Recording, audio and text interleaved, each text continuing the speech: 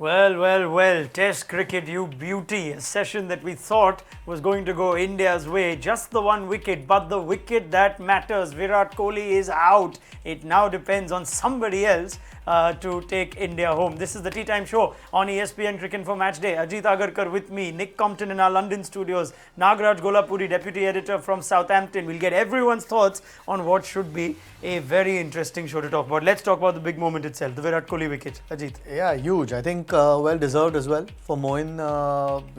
Toiled throughout this morning and this afternoon session, bowled really well. Finally got a bit of luck going his way. The ball landed in the right spot. Lots of turn, lots of bounce. And fortunately for England, someone's caught it. So huge moment. I think that's the way this Test match has gone. Every time one team has looked like they're cruising or they're getting forward in the game, there's always a moment which changes it, and couldn't have been a bigger moment. There were times that Moin did trouble Virat Kohli, Nick. We know about the review or the dismissal that should have been but wasn't in the morning.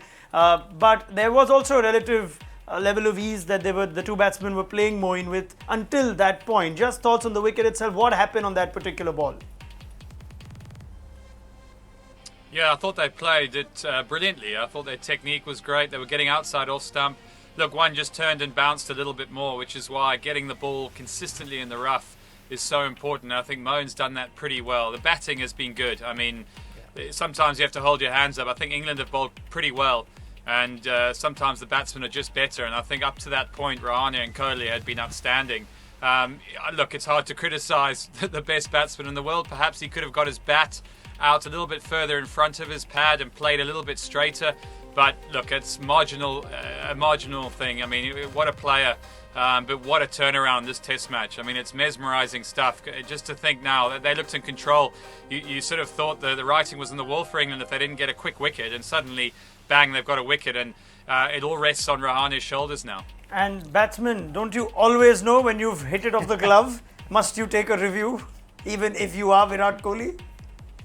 I was going to say a slightly selfish review there, but maybe he was maybe he was thinking about the third umpire and thinking maybe I could put a bit more pressure on him. He didn't look that convinced, though. I think he was trying to con us that it just hit his elbow, but hoping that maybe we wouldn't see the gloves. So clever from Kohli. I think he got a bit of a send-off there from some of the English players, and I don't blame them. Yes, I'll come to Nagaraj on that in just a minute. But I get the magnitude of the moment and how big Virat Kohli is, but a little bit of common sense at that point. Review wasted. Yeah, completely wasted. I think if it was a LBW shout, I would have been 100% in favour of Virat Kohli taking it, no matter how dead it was, because sometimes these LBWs you get away with, and at that moment it would have been fair.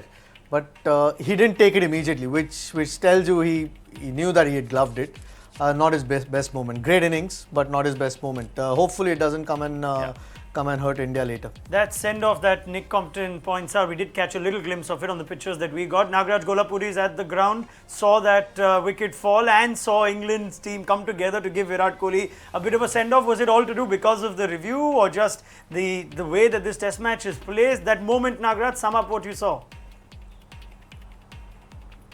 But that's the result of the nip and tuck and the kind of emotions that England displayed. Not a surprise, especially after they were denied what they would think was a legitimate inside edge early on before lunch, which the match would have been completely different. But so far, whatever I've heard, the one man that we've missed, I think, pardon me if you don't mind me saying, is Rahane. I think we need to give credit to Rahane. If the match is still alive, it is because of, for me, it's because of Rahane, the way he neutered the sting that Moin was causing, and Moin was causing from the rough. The way he played, Nick talked about how Kohli might have been safe if he had put his bat in front of his pad, and that's exactly what Rahane has been doing against Moin, off the rough or not the rough. He's really judged the line and length, and if Moin has bowled fuller, Rahane has just stepped back and cut him or steered him or even edged him. It doesn't matter. There have been a few close calls, but Rahane against Moin, if you look half the balls he's played, he's not taken many runs, but he has kept India's alive. And what that helped was Kohli could make be kind of less under pressure and also kind of take some easy runs against the likes of Adil Rashid. And Rahane. what a big innings for Ajinkya Rahane personally. Yeah, huge. I think he's not had the best of series, but agree with Nagaraj completely. I think he's played Moin better than Virat did in this particular innings, and he needed that. You know, he's looked calm this innings. Usually, when he starts his innings, he looks a little bit rushed to get bat on ball. There were a couple of plays and misses which you expect when the ball's doing a little bit, but he's just looked calm and in control, which like Nagaraj said again, gives Virat confidence that there's another batsman who can play a test innings is hanging around, and then you can go on and build a partnership, which they exactly did. Yes, Nick.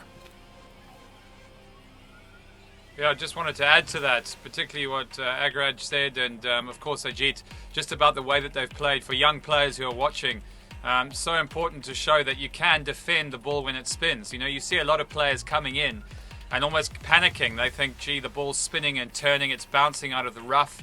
You know, I've got to do something, I've got to be proactive. But actually, Rahane has showed the power of staying there, of spending time at the crease, you know, getting right forward and right back. So for me, it's been a real pleasure watching him technically, watching these two players manipulate the strike. And I think it gives confidence to the rest of the Indian players. Hopefully the rest of the Indian players will take confidence from the fact that they don't need to panic when they get out there.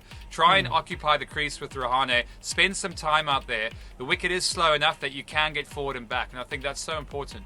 And that's been one of the sort of criticism of the Indian batting at times, that no one's prepared to actually defend the ball for long, and today was a great example of both batters doing it for long periods of time against some good bowling. I mean, the modern day batsmen generally don't trust their defence as much as they do, but yes, excellent from Nick Compton and Ajit Agarkar. Coming back to you, Nagaraj, the other side of this story is Moeen Ali. Now, you wrote a fairly comprehensive critical analysis of Ashwin and the opportunity and the chance that he had to make an impact similar to Moeen's in yesterday's evening session. Moeen Ali, 18 overs going at 1.86 and just doing the same thing. Observe the speeds and whatnot. I think you can make a good comparison as to how much more effective he's been than Ashwin.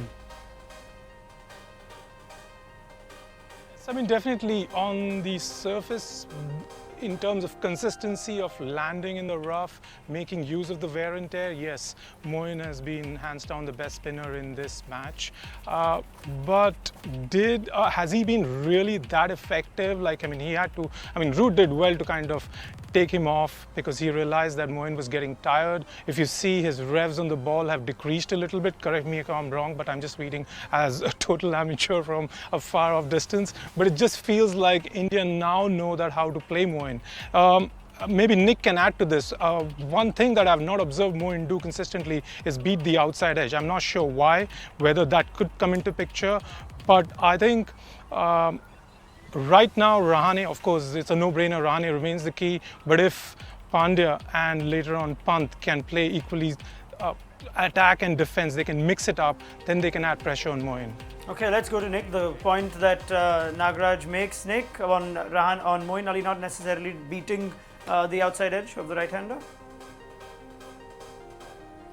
Yeah, it's a good point, and I think that's something that clearly Ashwin has more strings to his bow. You know, he's able to get the ball to go away from the right-handed batsman.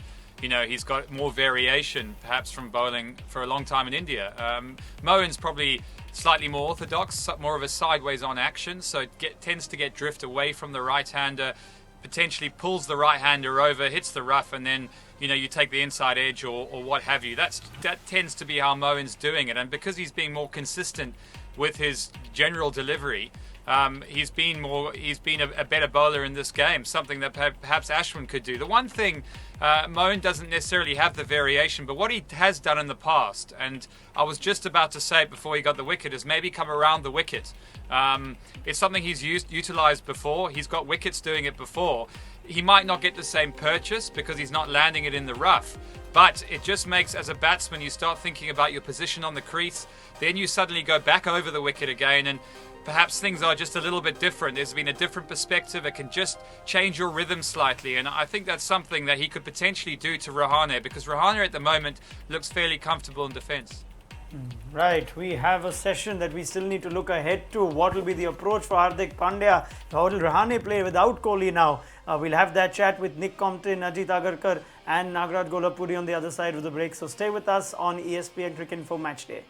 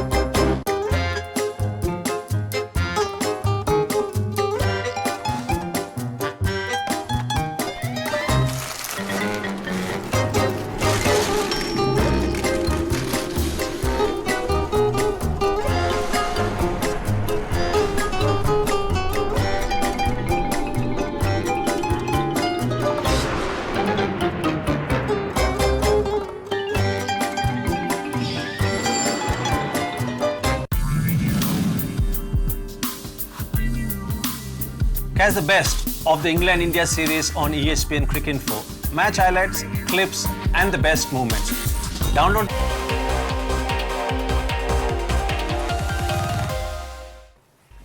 We are approaching what could be the final session of this test match. 119 runs to get.